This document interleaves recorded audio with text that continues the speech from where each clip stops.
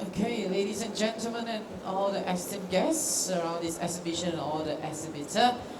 So now is the time, actually, is to embark on a journey on revolutionizing Malaysian manufacturing, the future of 3D printing with Markforged. Our next speaker is a seasoned professional in this field, leading the way with expertise and innovation. So he's on stage with me, so let's join and welcome him, Markforged Sales Director, Mr. Suraj Sethi. So let's give him a warm round of applause. All right. So Suraj Sethi manages Markforged business across Malaysia, Australia, and New Zealand. He has an extensive background in engineering, design, and manufacturing sectors, having been in the industry for almost 15 years. So, Mr. Suraj, your insights are highly anticipated, and we eagerly to learn about your expertise in the world of 3D printing. So the stage is yours, and we are ready to dive into this enlightening session. I pass it to you. Thank you. All right. Hopefully, people at the back take a seat. We're about to get started. For anybody who can hear us, if you want to join this session, 100 ringgit to anybody who can break this 3D printed part. So that's what I'm going to talk about today. 3D printing, but in a more industrial form. If anybody wants to win 100 ringgit, try and come down and attend the presentation and break this printed part. All right, I'm going to start off with a video so we can draw more people to come and join us as well. So I'll introduce Markforged to most of you.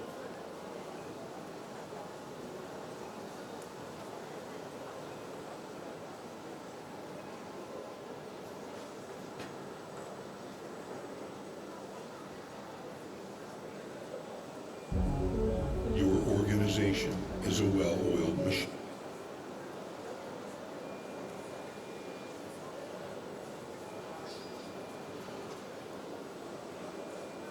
Give it another correct,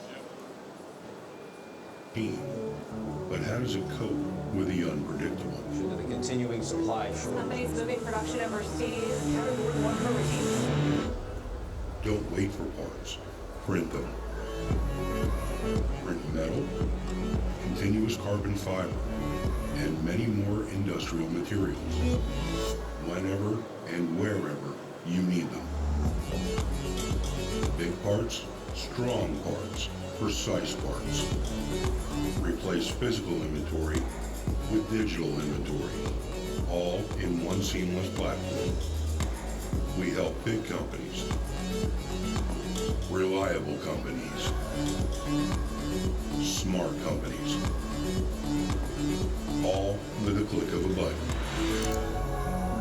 Markforged and the Digital Forge platform, it is a game changer in manufacturing. There was a material shortage from one of our vendors, so when that supply chain hiccup happened, we were able to print. You can pretty much print anything with Markforged. You can make things on that you just simply can't machine. I honestly didn't think it would be as good as it is. I was blown away. It's something that would have taken us 2-3 weeks to machine. I did it in 2 days.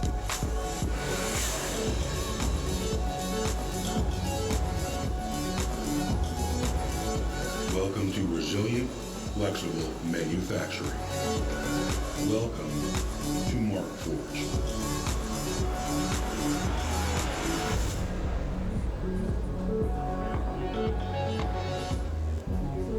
Your organization. All right, so at Markforged, is for our entire mission statement is to help businesses reshore manufacturing and to bring industrial production to the point of need. So I'm going to localize this a little bit into the Malaysian landscape. So to start off with, Malaysian manufacturing today is a very fast and rapidly growing industry segment. So if you look at year-on-year growth between 2023 and 2024, if you just compare Q2, we had 4.7% growth in manufacturing in Malaysia year-on-year. Now this is the highest growth in any country in manufacturing in this part of the world over the last 2 years. So, what's causing the growth in manufacturing in Malaysia? Right, today there's a lot of geopolitical challenges with potential war that's already happening in the Middle East. There's potentially an invasion where China may invade Taiwan. A lot of countries today are actually looking at, hey, is China the best place for us to manufacture? So, the Western world Americans, European businesses are looking at what's the next frontier. If it's not going to be China, where else can we manufacture? So this is where the opportunity is with Southeast Asia. And the 4 countries which are the growing markets are Malaysia, Indonesia, Vietnam, and Thailand. So how do we in Malaysia take on majority of this manufacturing work with the shifts in supply chain?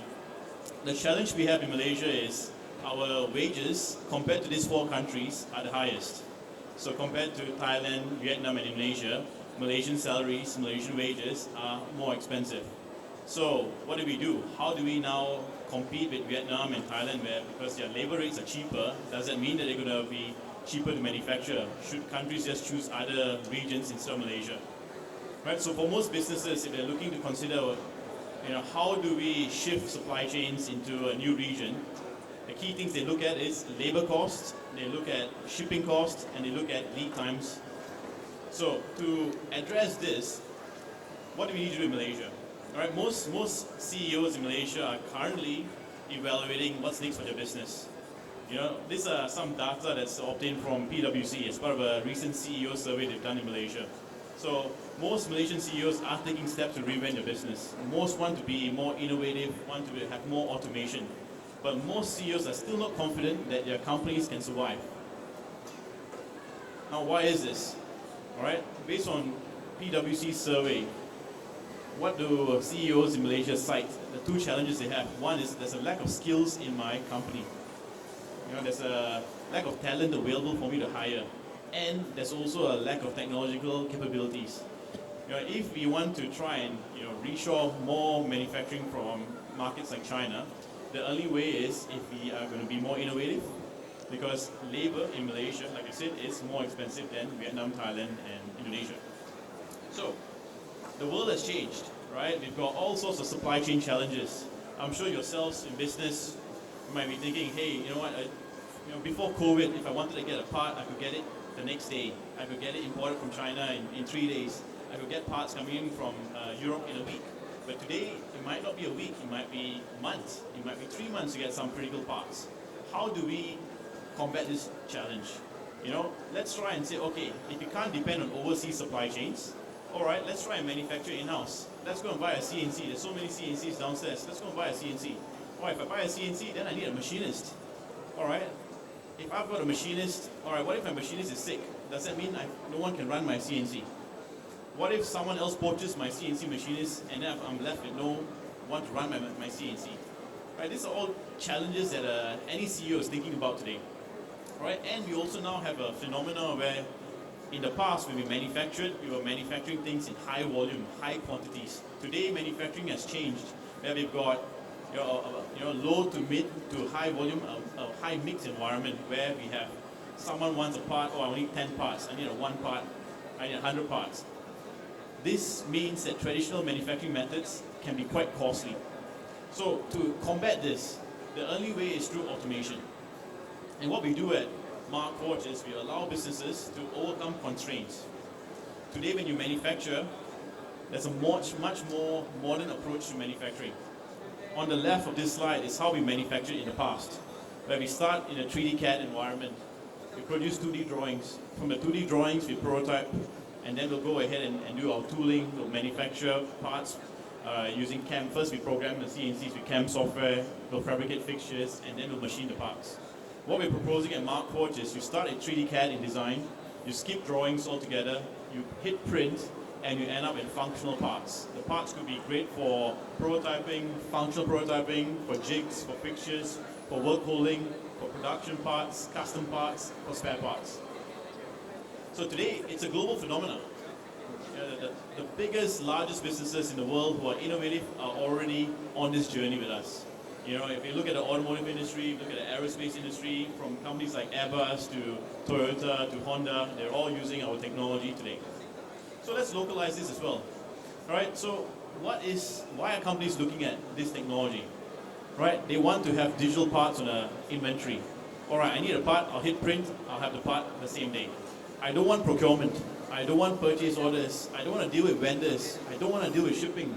No logistics, no machining. If I can get the part instantaneously on the same day with low cost, with no lead time, that's the modern workflow. Right? To localize this a bit, right? Markforged is already widely used in Malaysia. These are just some examples of companies already in Malaysia who are using the technology. You've got international, MNCs who've got plants here like TDK, for example. You've got Malaysian institutes, whether it's academic institutes. You've got companies like Nanogrind and back there who are using our technology. You've got companies who are using it for drones, for automotive parts. This is a snippet of some examples in different industries already using technology like ours here in Malaysia. What's attracted these businesses to our platform? Three things. It's the strength that we can offer, it's the reliability and the repeatability that what we offer. Right? We can do this using an ecosystem that we call the Digital Forge. This ensures we can produce strong and functional parts. We can produce parts which have up to 800 megapascals in tensile strength. That's how strong these parts are. We've got a stand over there. If you guys, after this presentation, are interested in having a look at the parts, please come down and see the parts. Try and take our 100 ringgit strongman challenge, see if you can break this part. Right, so how do we ensure repeatability and reliability?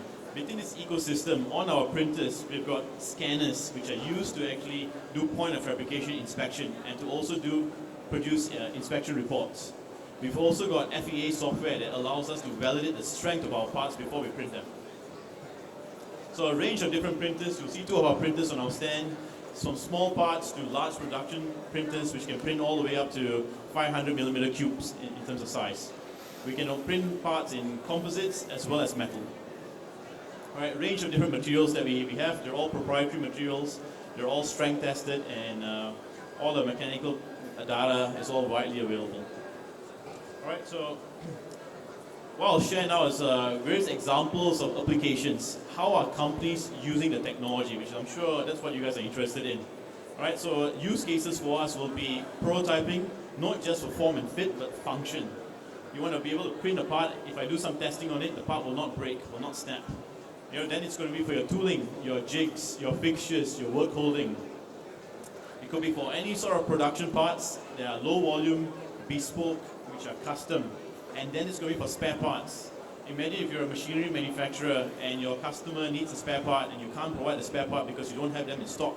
You'll be scrambling to source the parts. But what if you could just print the part and tell your customer, I can deliver you the part tomorrow, and you can offer your warranties to your customers with peace of mind. So let's look at a very simple example here. We've got two parts. One is machined out of aluminium billet, one is 3D printed in carbon fiber.